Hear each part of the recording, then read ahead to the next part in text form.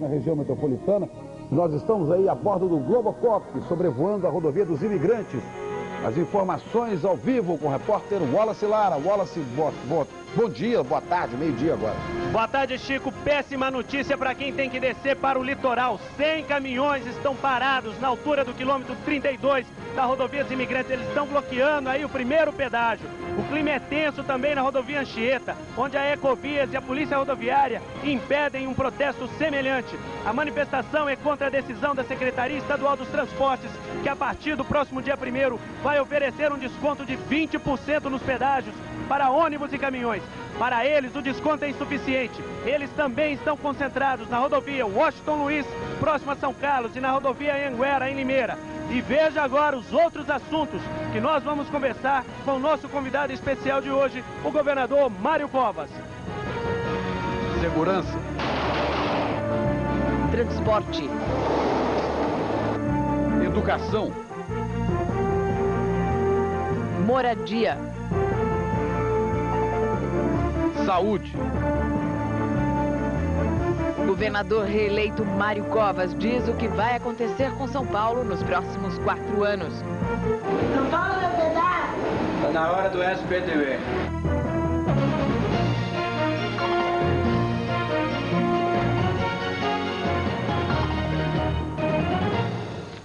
Olá, boa tarde. Nós estamos aqui com o governador Mário Covas e aí começamos aí com a imagem da rodovia dos imigrantes. Né? Como enfrentar esse problema? Qual que é a solução para isso, governador? O pedágio na Imigrantes não mudou desde 1995. É o mesmo. Em 95 foi feito um acordo com todos os setores ligados ao transporte de carga, foi fixado um valor de pedágio que depois só mudou pelo IGPM, mais nada. É o mesmo pedágio. Pelo contrário, hoje, ele, por um acordo que foi feito recentemente, é 20% mais barato. Como que aqui especificamente não mudou. Você ainda poderia dizer que num outro lugar qualquer, onde antes eventualmente você pudesse não ter o pedágio, não é o caso, mas podia até admitir nessa hipótese, de que você tivesse passado a ter. Mas aí não, aí o pedágio continua, ele paga a mesma coisa desde 1995 e hoje, por um acordo feito na semana passada, do qual participaram todas as empresas transportadoras de carga, esse é um grupo especial lá de Guarujá, mas todas as empresas transportadoras participaram, no qual, inclusive, houve uma diminuição em relação a 95, uma diminuição de 20%. Governador, e como explicar então esse... Existe a possibilidade desse desconto aumentar de 20% para 50%, como querem os caminhoneiros? Não vejo por quê. Em primeiro lugar, porque esse desconto já foi feito. O pedágio não mudou, já houve o desconto. Como é que o senhor explica esse movimento? Eu não explico esse movimento, ele é, para mim, inexplicável. Agora, se houver medidas de natureza jurídica para ser tomadas, elas vão ser tomadas. O senhor acredita que essa movimentação, essa manifestação, tenha motivos políticos, já que esse assunto foi tão levantado no debate? Essa manifestação pode ter até motivos econômicos, pode-se aproveitar esse instante e essa ampliação da crítica em relação a esse fato para tentar... Mas a campanha colocou esse tema em pauta? Bem, lógico, não foi a campanha que colocou em pauta. O tema já estava em pauta, a campanha potencializou o tema. E é evidente que se puder ser mais barato, todo mundo quer que seja mais barato. Agora que continue a concessão de estrada, todo mundo quer, os caminhoneiros inclusive. Quando eu fui premiado pelos caminhoneiros lá no começo do governo, eles me pediam 3 coisas: combate ao roubo de carga, rodoanel e concessão de estrada. Quando foi feitas as concessões, a negociação em torno do pedágio foi feita preliminarmente. Eu tenho cartas... Quer dizer, baixar 20%. E Bom, aí... Baixar 20% nem é baixar. É um acordo feito por 120 dias até que se estude a solução definitiva. Agora, está baixando 20% em relação ao que estava antes. Não é em relação ao que veio agora, não. É em relação ao que estava desde 1995. De forma que eu não vejo muita razão. Determinou e a partir daí as coisas estavam feitas. Pelo contrário, lá na origem, em 1995, quando se fez o primeiro procedimento para efeito de concessão de estradas, o pedágio foi negociado. Eu tenho cartas do sindicato dizendo isso. Bom, governador, conclusão, não vai ser por meio de manifestações como essas, atrapalhando inclusive a vida dos motoristas, que os caminhoneiros vão conseguir alguma coisa. Não, eles conseguem pelo diálogo, conseguem ir discutindo, houve uma reclamação, parecemos procedente, portanto se fez um acordo em que todos os envolvidos, inclusive os concessionários, participaram, reduziu-se em 20%, até que se possa formular uma equação definitiva. Portanto, não vejo razão para, nesse tanto, estar acontecendo isso. Aliás, as imagens mostram que caminhões estão passando pela faixa. Então, tem duas faixas da esquerda que estão passando os carros de passeio desde amanhã. Essa manifestação começou por volta de 9h30 da manhã, mas desde amanhã os carros de passeio estão passando pela pista da esquerda e aproveitando 3 cabines que ficaram abertas, mas eles fecharam todas as cabines. E caminhões passam pelo lado esquerdo também. Também. A imagem mostra que tem caminhões passando pelo lado esquerdo. Não são todos os que estão paralisados. Acho que algumas situações, neste momento não, como a gente vê aí. Da história de São Paulo, Mário Covas virou o jogo e conseguiu se manter no cargo por mais 4 anos. A campanha mostrou um homem austero, que apostou no equilíbrio das contas e que se preocupa com o social. Essa é a imagem do candidato. Mas qual é a imagem do paulista Mário Covas? E atenção para as primeiras medidas do governador reeleito Mário Covas. 54 de peito, 50 de cinta e 56 de quadril. Sim, essas eram as medidas dele na época em que foi prefeito, isso em 83. Fazia dele à disposição. Quem inspira na... Assombração, onde que você está? Aos 68 anos, o governador prefere comidas leves, só toma Guaraná Diet e largou os 4 maços de cigarro. O trabalho permite. Mário Covas Júnior é um político com estilo estudantil da Faculdade de Engenharia. Naquele tempo, Mário Covas também comandava absoluto a artilharia do time da faculdade. Torcedor do Santos desde criancinha, fanático por futebol, o governador Mário Covas abandonou os campos já faz algum tempo, mas continua nutrindo a sua paixão pelos tabuleiros. Adora jogar xadrez. E no sempre arriscado jogo político, quase caiu do cavalo antes de dar o checkmate na eleição. Quando o palanque em que ia discursar em Osasco desabou. Por sorte, o único prejuízo de Covas foi o óculos quebrado. O homem que cuida dos olhos do governador já tinha um modelo reserva preparado. E agora estuda um óculos novo em folha para dar um ar mais jovem ao governador reeleito. Vai fazer com que o óculos venha a estar como um acessório, mas bem descontraído e não falando mais alto. E para quem acha que o governador não dá muita atenção à vaidade, repare na entrevista de ontem. Os cabelos de Mário Covas foram impecavelmente penteados por este homem que aparece ao seu lado. É o cabeleireiro Donato. Ele conseguiu convencer o seu austero cliente a cortar os gastos com gel para o bem da sua imagem. E aí, governador? Mas hoje você está de gel, você vai tomar bronca do Donato. Você está com o cabelo penteado hoje. É gratificante a gente poder encontrar amigos nesse estilo.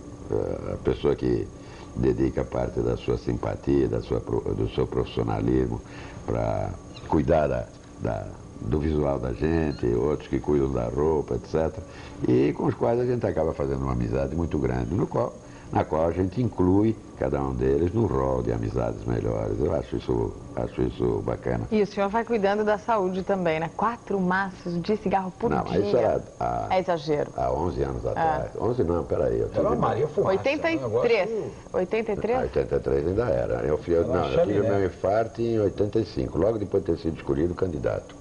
Eu fui escolhido candidato a senador, 9 dias depois tive infarto. Praticamente a minha campanha foi feita já em recuperação, mas não foi operado. Eu fui operado já quando eu estava no Senado, na Constituinte. Logo o senhor sentiu muita mudança?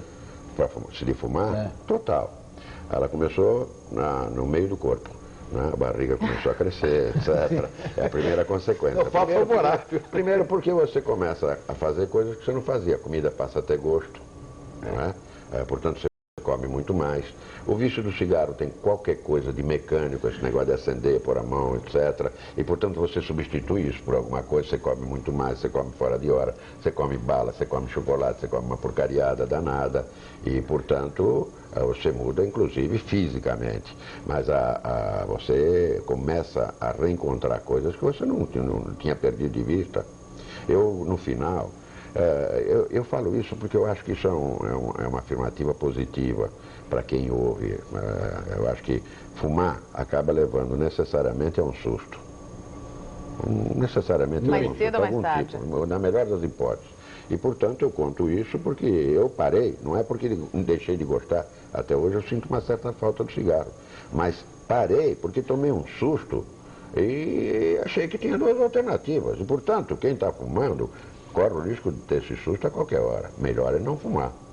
Ou pelo menos, se tiver que fumar, fumar de uma forma comedida. Eu nunca fui assim. Eu fumei dos 17 anos aos 55 anos e fumei sempre 5 maços de cigarro por dia.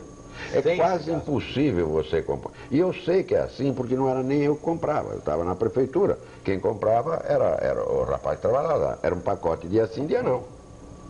Então, você acende um cigarro no outro. Eu fumava em qualquer circunstância. Eu ia assistir um filme e não conseguia ficar o filme inteiro dentro do cinema.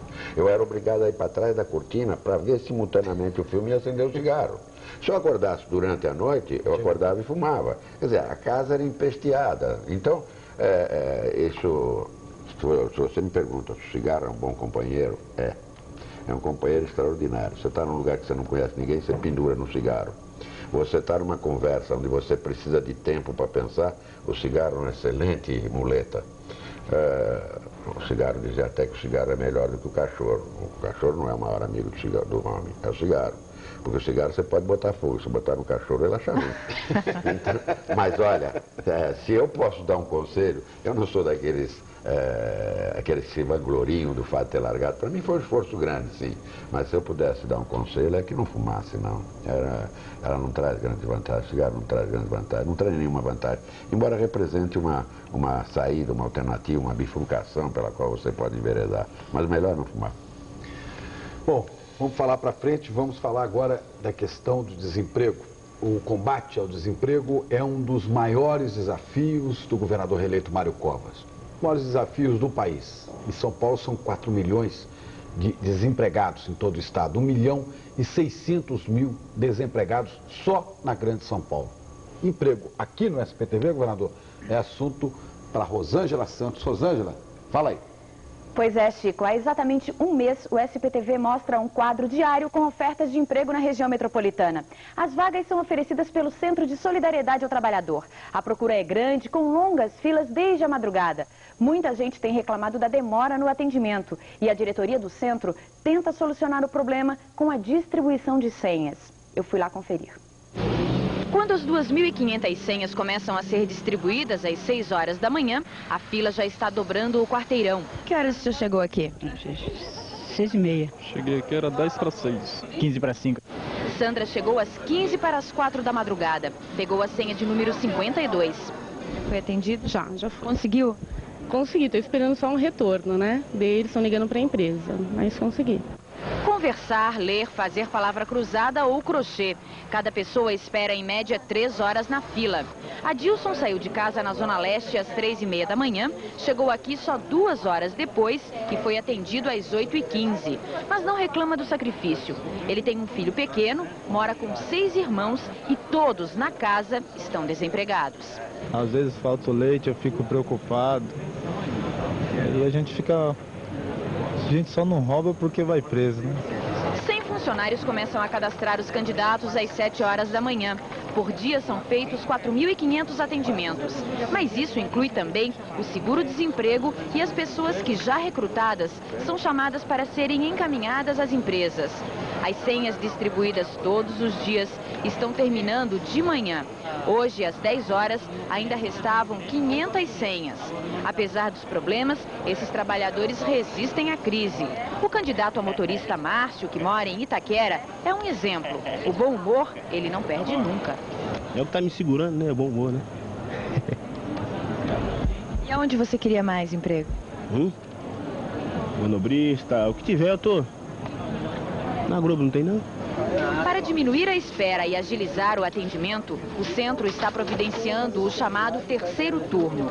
Terceiro turno das 7 às 11 da noite e aos sábados 6 horas de atendimento também ao público. Isso aumentaria em quantas senhas mais ou menos diárias a distribuição? 1.000 senhas, acreditamos. E nós vamos voltar ao Centro de Solidariedade, não é, Chico? Vamos voltar lá, o repórter Brito Júnior está ao vivo lá no centro. Brito, boa tarde. Boa tarde, Chico. Olha, vou dizer uma coisa para você. O que tem de gente nessa fila é uma grandeza. Ainda tem 300 senhas para serem distribuídas. Mas dá uma olhada, a fila começa aqui e vai, Chico. Vai, e a gente não enxerga o final. Mas o pessoal aqui tem que chegar muito cedo para conseguir ser atendido, como a Rosângela mostrou aí, e não é fácil. Você chegou a que horas? 7 horas. 7 horas da manhã. Você chegou logo depois dele, pelo jeito, né? Depois, 7h15, 7h10. Você está buscando emprego de quê? Um anúncio que eu vi ontem na televisão pelo SPTV, entregador de amostras. Ele já está quase na boca do túnel. A demora no atendimento aqui é de cerca de 5, 7 minutos, dependendo do caso. Mas é impossível, quer dizer, 100 pessoas atendidas por vez, das 7 da manhã às 7 da noite e não dão conta de tudo, Chico. Impressionante. O Ramiro já falou na reportagem da Rosângela, mas eu quero confirmar com ele, quer dizer, a partir de quando esse terceiro turno começa? Olha, nós enviamos esse projeto para o Ministério do Trabalho. Estamos esperando uma resposta do Ministério do Trabalho para a gente possa começar imediatamente. Quer dizer que não tem ainda uma previsão?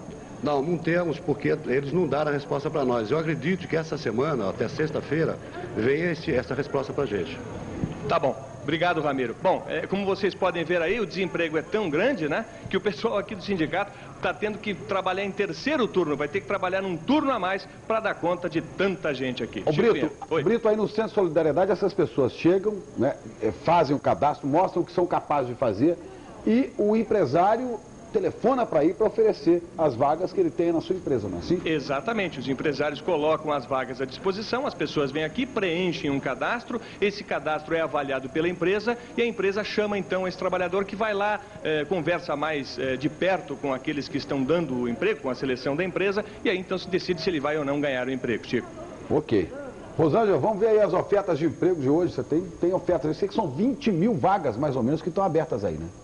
Hoje são mais ou menos 18 mil vagas. E como você viu agora há pouco na reportagem, para se candidatar a uma vaga no Centro de Solidariedade, é preciso pegar a senha na Rua Galvão Bueno, número 782, na Liberdade. A senha garante um lugar na fila, já que a capacidade de atendimento do centro, como nós vimos, é limitada. E a primeira oferta de hoje é para vendedor a domicílio. Vendedor a domicílio. Há 632 vagas para vender vários produtos. Exigências: primeiro grau, carteira de motorista C ou D, experiência em vendas de planos de saúde, jornais e revistas, equipamentos de segurança, planos de manutenção elétrica e hidráulica e cosméticos. Salário de R$ 300 a R$ 600, mais comissão e cesta básica. O centro também tem 3 mil vagas para promotor de vendas com fila especial para os interessados. E daqui a pouco a gente volta com ofertas para contato publicitário.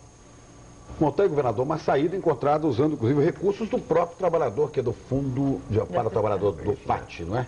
Agora, o que o governo pode fazer? O governo do Estado, a gente sabe que há uma crise que é nacional, vem aí um ajuste de contas do governo federal, uma redução de despesas. O que o governo do Estado pode fazer? O que o senhor pode fazer nesses anos que tem pela frente? Olha, em primeiro lugar, eu acho que o que cabe sustentar, em primeiro lugar, é o fato de que instituições, até como a Rede Globo, estão envolvidas hoje nessa tarefa conjunta da sociedade, no sentido de ampliar a faixa de emprego, ou pelo menos colocar aquele que procura emprego em contato com a possibilidade. Primeiro descobrir onde está a necessidade e a procura. Lógico. Isto que você está vendo aí acontecer nos sindicatos metalúrgicos, e que é afinal um trabalho de parceria do governo federal, via FAT, o governo estadual e o sindicato, acontece hoje em quase 80 municípios, através da Secretaria de Emprego, que está qualificada nesses municípios para um trabalho semelhante a esse. Isto é, a coleta de ofertas de vagas e, ao mesmo tempo, a fixação de um controle de oferta de mão de obra. Mas o senhor tem uma meta de quantos empregos seriam possíveis criar nesse período aí? Eu tenho com base neste período de 4 anos. Olha, eu posso lhe dar lugar por lugar, cidade por cidade, todas as cidades do Estado, qual foi o investimento que foi feito, de que área ele é, a origem do capital e o valor do investimento. E se ele é novo ou se é investimento ampliação. Até o final do ano passado, o Estado recebeu, desde 1º de janeiro de 96, 36 bilhões de dólares de investimento privado, que se elevaram até hoje, isto é, mais desses 10 meses, a 61 bilhões de dólares. Nem todo esse investimento reproduz emprego. Investimento em ampliação, por exemplo, às vezes até diminui emprego, porque você qualifica tecnologicamente a empresa e, infelizmente, acaba liberando mão de obra. Mas, governador, a gente está falando em dinheiro, em investimento, em quantias. Dá para saber, para o trabalhador que está desempregado hoje, o número de vagas que podem ser criadas nesses próximos 4 anos? Se você, nos próximos 4 anos, trouxer 45 bilhões de dólares de investimento privado, isso representa 1 milhão de empregos novos. 1 milhão de empregos? Mas não é por aí que as coisas não se esgotam aí. Nós fizemos 12 medidas favorecendo a pequena e microempresa.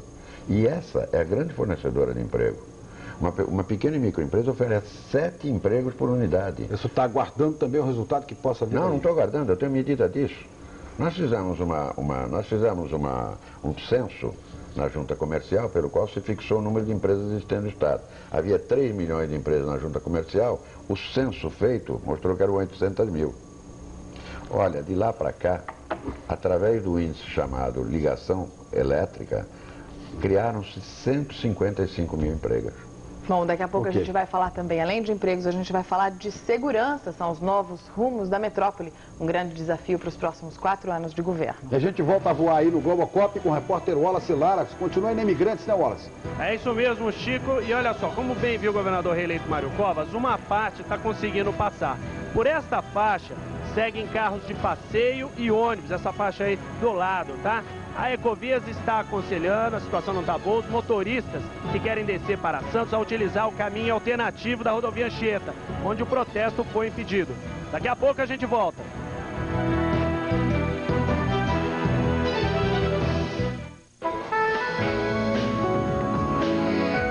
Novos presídios. As prisões em flagrante cresceram, mas a violência também andou rápido. Aumentaram as chacinas, os roubos, furtos de carros e assaltos. Meu marido recentemente foi assaltado, parado no semáforo. Eu acho isso um absurdo. Eu gostaria de saber o que o senhor vai fazer em relação a isso. Tá aí, governador. Outro dia, eu não tenho a menor dúvida. Todavia, os instrumentos para que a polícia haja cada vez melhor